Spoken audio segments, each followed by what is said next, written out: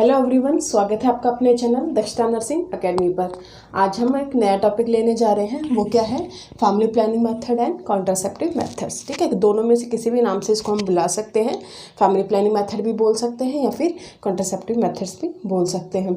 Means इसका मतलब क्या हुआ? कॉन्ट्रासेप्शन से प्रिवेंट करने के लिए, कॉन्ट्रासेप्शन को प्रिवेंट करने के लिए जो हम मेथड यूज़ करते हैं उनको हम क्या बोलते हैं? कॉन्ट्रासेप्टिव मेथड्स हम बोलते हैं। ठीक है, जैसे स्टूडेंट्स आपको पता है कि हर महीने वुमेंस के अंदर क्या है? ओवुलेशन होता है। जो है एग है वो रिलीज़ होता है। एग रिलीज़ होने के बाद वो कहाँ ट्रैवल करता है? फेलोपियन ट्यूब में ट्रैवल करता है। और फेलोपियन ट्यूब के जो एम्पुला पार्ट में वहाँ पर क्या है? फर्टिलाइजेशन प्रोसेस अकर होता है।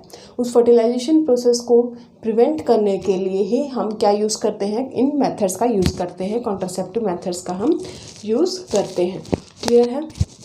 अब इन कॉन्ट्रासेप्टिव मेथड्स को हमारे पास बहुत सारे जो कॉन्ट्रासेप्टिव मेथड्स अवेलेबल हैं प्रेजेंट टाइम में। अब उनमें से कौन सा बेस्ट है, जो आइडियल जो कॉन्ट्रासेप्टिव मेथड्स हैं वो हम कैसे डिसाइड करें?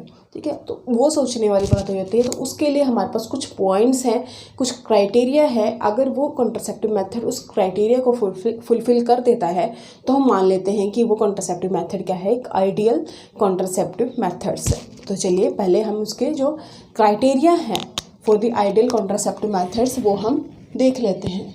तो हम क्या करने जा रहे हैं? Criteria for ideal contraceptive methods.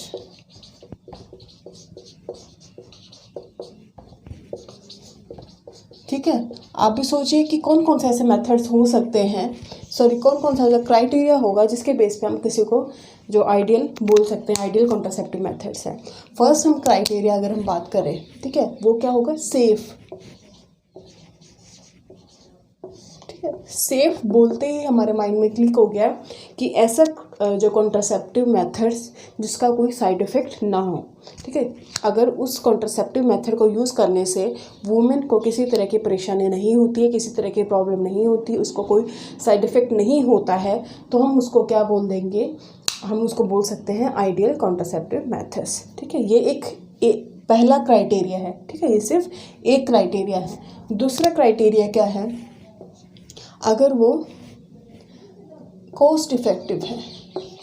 Cost effective है। कॉस्ट इफेक्टिव है मीन्स क्या हुआ कि किसी भी सोसाइटी के लोग, कोई भी जो वुमेन है, चाहे वो बिलो पॉवर्टी लाइन है या फिर गरीब है, अमीर है, कोई भी उस जो मेथड को अडॉप्ट कर पाए, मीन्स उसको यूज़ कर पाए, मीन्स कॉस्ट इफेक्टिव हो, यानी वो चीप होना चाहिए, एक्सपेंसिव नहीं होना चाहिए, चीप है। ठीक है, तो सस्ता है, तो उसको हम आइडियल कॉन्ट्रासेप्टिव मेथड हम बोल सकते हैं। ये सेकंड क्राइटेरिया है। थर्ड क्राइटेरिया क्या है? रिलायबल है। ठीक है, मीन्स हम उस पर विश्वास कर पाएँ कि जो हम जिस पर्पज़ के लिए कॉन्ट्रासेप्टिव मेथड यूज़ कर रहे हैं वो पर्पज़ हमारा फुलफ़िल हो जाता है, तो हम क्या बोल देंगे कि वो कॉन्ट्रासेप्टिव क्या है? हमारा मेथड क्या है? रिलायबल है। ठीक है, मीन्स जो कॉन्ट्रासेप्शन का काम जो उस मेथड को करना है, उस मेथड को जो काम करना है, अगर वो काम करे तो उसको हम क्या बोल देते हैं? वो चीज़ क्या है? रिलायबल है। तो हम यहाँ पे मेथड्स, कॉन्ट्रासेप्टिव मेथड की बात कर रहे हैं। मीन्स अगर वो फैमिली प्लानिंग कॉन्ट्रासेप्शन को प्रिवेंट करते हैं वो मेथड, तो हम क्या बोल देंगे? वो क्या है? मेथड क्या है? रिलायबल है। नेक्स्ट क्या है हमारा? एक्सेप्टेबल। एक्सेप्टेबल। ठीक है, एक्सेप्टेबल में भी हम क्या बोलेंगे? कल्चरली एक्सेप्टेबल है। तो कल्चरली एक्सेप्टेबल है। ठीक है, मीन्स किसी भी समुदाय के लोग उस कॉन्ट्रासेप्टिव मेथड को यूज़ कर पाएँ, किसी तरह का जो उसमें बैरियर ना आए, कल्चरल जो बैरियर है अगर वो नहीं आता है, तो हम क्या बोलते हैं? Culturally acceptable. सभी तरह के, सभी वर्ग के जो लोग हैं उस मेथड को यूज़ कर पाएँ। ठीक है, तो वो हम क्या बोलते हैं? Culturally acceptable. तो ये कुछ क्राइटेरिया हैं जिनके बेस पे हम क्या बोल देते हैं कि कोई भी जो कॉन्ट्रासेप्टिव मेथड है वो क्या है? आइडियल कॉन्ट्रासेप्टिव मेथड है। फर्स्ट क्या है? सेफ होना चाहिए। दूसरा कॉस्ट इफेक्टिव, सस्ता होना चाहिए।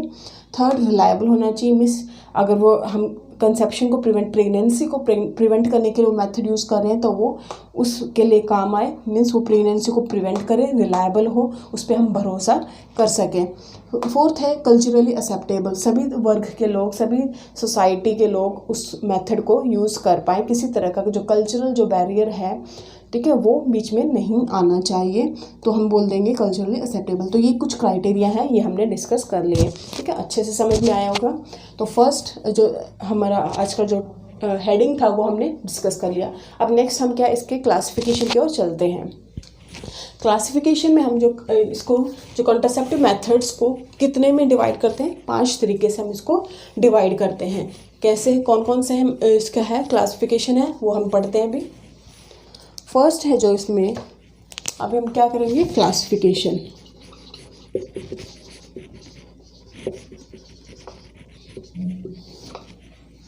फर्स्ट है नेचुरल मेथड्स, नेचुरल मेथड्स। दूसरा है आपका बैरियर मेथड, बैरियर मेथड। और थर्ड है आपका इंट्रायूटराइन डिवाइस। इंट्रायूटराइन डिवाइस को मैं क्या लिखूंगी शॉर्ट फॉर्म में, IUD, ठीक है, ये आपका थर्ड इसका क्लासिफिकेशन है, थर्ड टाइप है। फोर्थ है हमारा हार्मोनल मेथड्स। और फिफ्थ है आपका पोस्ट कंसेप्शनल मेथड, ठीक है, पोस्ट कंसेप्शनल, ठीक है, इधर आपको दिख रहा होगा पोस्ट कंसेप्शनल मैंने लिखा है मेथड, ठीक है। तो ये 5 तरीके से हम जो है कॉन्ट्रासेप्टिव मेथड्स को डिवाइड करते हैं। अब इसके अंदर क्या क्या आता है वो हम देख लेते हैं। नेचुरल मेथड में हमारा फर्स्ट जो आता है वो क्या आता है, lactational amenorrhoea method, lactational amenorrhoea method. दूसरा आपका आता है एब्स्टिनेंस, ठीक है। आप किसी तरह की परेशान ना होइएगा, इनको हम एक एक करके बाद में डिस्कस करेंगे। अभी सिर्फ हम एक तरह का ओवरव्यू आपको देख रहे हो ताकि आपके माइंड में सेट हो जाए कि कितने तरह के हमारे पास कॉन्ट्रासेप्टिव मेथड्स होते हैं, ठीक है। एब्स्टिनेंस सेकेंड हमारा एब्स्टिनेंस। Third safe period.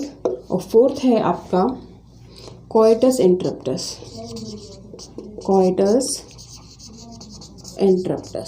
तो ये हमारे 4 क्या हैं, नेचुरल मेथड्स प्रेजेंट हैं, ठीक है। मीन्स इन नेचुरली किसी तरह के हमारे बाहर से कोई कॉन्ट्रासेप्टिव मेथड यूज़ नहीं करना होता है, नेचुरली हम जो है प्रेगनेंसी को प्रिवेंट कर सकते हैं। 4 मेथड हमारे पास प्रेजेंट है, क्लियर है।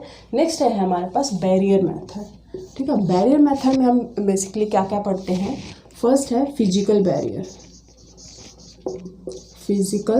बैरियर, और दूसरा है हमारे पास केमिकल बैरियर,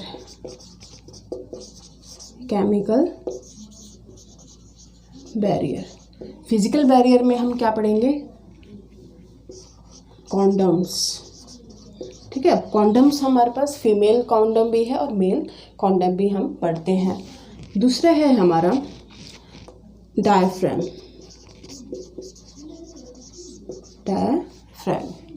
ठीक है। और थर्ड है हमारा वेजाइनल स्पॉन्ज। ये हमारे किसके अंदर है, फिजिकल बैरियर के अंदर। हम 3 तरह के जो मेथड्स हम पढ़ते हैं। फिर दूसरा इसका टाइप है बैरियर मेथड का, वो है केमिकल मेथड। केमिकल बैरियर में हम क्या पढ़ते हैं, फर्स्ट है फॉर्म्स टैबलेट, दूसरा जेलीज, क्रीम्स, ये भी हम किस में, केमिकल बैरियर। और सपोजिटरी भी हम इसी में पढ़ते हैं, ठीक है। तो ये हमारी किसकी बात होगी, बैरियर मेथड की बात होगी। बैरियर में हमने फिजिकल बैरियर पढ़े और केमिकल बैरियर पढ़े। अब है हमारा जो थर्ड क्लासिफिकेशन आता है इंट्रायूटराइन डिवाइस। इंट्रायूटेराइन डिवाइस में हम 3 तरह की जनरेशन पढ़ते हैं, आईयूडीज़ पढ़ते हैं। First generation intrauterine device, second generation intrauterine device और थर्ड जनरेशन इंट्रायूटेराइन डिवाइस। इसके अंदर जो जो एग्जांपल्स हैं वो हम बाद में पढ़ेंगे। तो अब सभी आपको याद रखना है, इसके अंदर 3 तरह की जनरेशन हम पढ़ते हैं आईयूडीज़ की, फर्स्ट जनरेशन, सेकेंड जनरेशन और थर्ड जनरेशन ऑफ आईयूडीज़। क्लियर है। अब फोर्थ है हमारा हार्मोनल मैथड्स। हार्मोनल मैथड्स में हम क्या पढ़ते हैं, एक तो हम ओरल पिल्स और दूसरा हम पढ़ते हैं इंजेक्टेबल्स।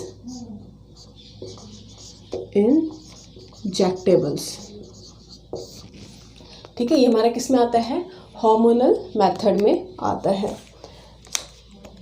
अब जो हमारा ओरल पिल्स के अंदर भी हमारे कुछ आता है, जो ओरल पिल्स कौन कौन सी है, मीन्स इसमें हम क्या पढ़ते हैं, एक तो कंबाइंड पिल पढ़ते हैं, कंबाइंड पिल्स, और दूसरा पढ़ते हैं प्रोजेस्टेरॉन ओनली पिल्स। प्रोजेस्टेरॉन, मैं बोल रही हूँ साथ साथ, अगर आपको यहाँ पे नहीं दिख रहा होगा तो मैं आपको बोल रही हूँ, आप वहाँ पे ध्यान दीजिए। Progesterone only pills. तो ये 2 तरह की हम किस में पढ़ते हैं, ओरल पिल्स में पढ़ते हैं। क्लियर, मैंने बाउंड्री बना दी है। दूसरा है इंजेक्टेबल्स। अब इंजेक्टेबल्स की अलग कैटेगरी है। ठीक है, इसके जो एग्जाम्पल हैं वो हमारे कौन कौन से हमारे पास अभी प्रेजेंट है, जैसे डेम्पा है, DMPA। ठीक है, और दूसरा नेट इन। ये 2 एग्जाम्पल किसके हैं, इंजेक्टेबल्स के हैं। ये हम आगे बढ़ेंगे, इसकी फुल फॉर्म क्या है, क्या इसका कॉन्स्टिट्यूएंट पार्ट क्या है, वो हम आगे देखेंगे। क्लियर है यहाँ तक। तो हार्मोनल मेथड भी हमने पढ़ ली, और आईयूडीज़ में 3 तरह की जनरेशन। हार्मोनल मेथड में ओरल पिल्स और दूसरा इंजेक्टेबल्स। ओरल पिल्स में कंबाइंड पिल्स और प्रोजेस्टेरॉन ओनली पिल्स पढ़ते हैं। इसी तरह से इंजेक्टेबल्स में एग्जाम्पल है DMPA और नेट इन। ठीक है, अब हमारा 5th जो है वो है post conceptional method. Post conceptional method है, इसको मैं थोड़ा ऊपर करके लिख देती हूँ। इसमें हम 3 तरह के पढ़ते हैं। एक है हमारा इधर मेंस्ट्रुअल रेगुलेशन, ठीक है, और दूसरा हम पढ़ते हैं मेंस्ट्रुअल इंडक्शन। क्लियर है। और थर्ड हम यहाँ पे क्या पढ़ते हैं, अबॉर्शन। ये हम किसके अंदर पढ़ रहे हैं, पोस्ट कंसेप्शनल मेथड के अंदर पढ़ रहे हैं। ठीक है, ये हमारा क्या है, पोस्ट जो कंसेप्शनल मेथड के अंदर हम पढ़ रहे हैं। क्लियर है। मैंने अलग से एक बाउंड्री बना दी है जिसमें आप कंफ्यूज ना हो। ये हमारे नेचुरल मेथड है, ये हमारे बैरियर मेथड है। ठीक है, आईयूडीज़ आपको पता है, हार्मोनल मेथड मैंने बता दी, और ये आपके पोस्ट कंसेप्शनल मेथड है। तो एक तरह का ओवरव्यू आपको मिल गया है। ठीक है, 5 तरह के हमने मेथड पढ़े, नेचुरल मेथड, बैरियर, आईयूडी और हार्मोनल और पोस्ट कंसेप्शनल मेथड। क्लियर है। हमने इससे पहले क्या पढ़े थे, क्राइटेरिया पढ़े थे कि जो आइडियल जो कॉन्ट्रासेप्टिव मेथड्स के क्या क्या क्राइटेरिया हैं वो हमने पढ़ लिए हैं। अब आज की वीडियो हम यहीं पे स्टॉप करते हैं। एक जो मैंने आपको माइंड में एक चीज़ बैठा दी है कि जो कॉन्ट्रासेप्टिव मेथड्स कितने तरह के होते हैं और उसके अंदर कौन कौन सी चीज़ें आती हैं। ठीक है, नेक्स्ट क्लास में हम एक ही करके सारे डिटेल में पढ़ेंगे कि ये जो नेचुरल मेथड क्या होते हैं, बैरियर क्या होते हैं। ठीक है, ये सारे हम डिटेल में पढ़ेंगे। अगर आपको वीडियो अच्छे लगे तो अपने दोस्तों के साथ, फ्रेंड्स के साथ, जो भी आपका ग्रुप है, सर्कल है, वहाँ पर शेयर करना ना भूलें। और जिन स्टूडेंट्स ने अभी तक चैनल को सब्सक्राइब नहीं किया है वे जल्दी से सब्सक्राइब भी कर लें, ताकि जो भी नोटिफिकेशन है वो आप तक जल्दी पहुंच सके। ठीक है, तो आज की वीडियो हम यहीं पे स्टॉप करते हैं। Thank you so much.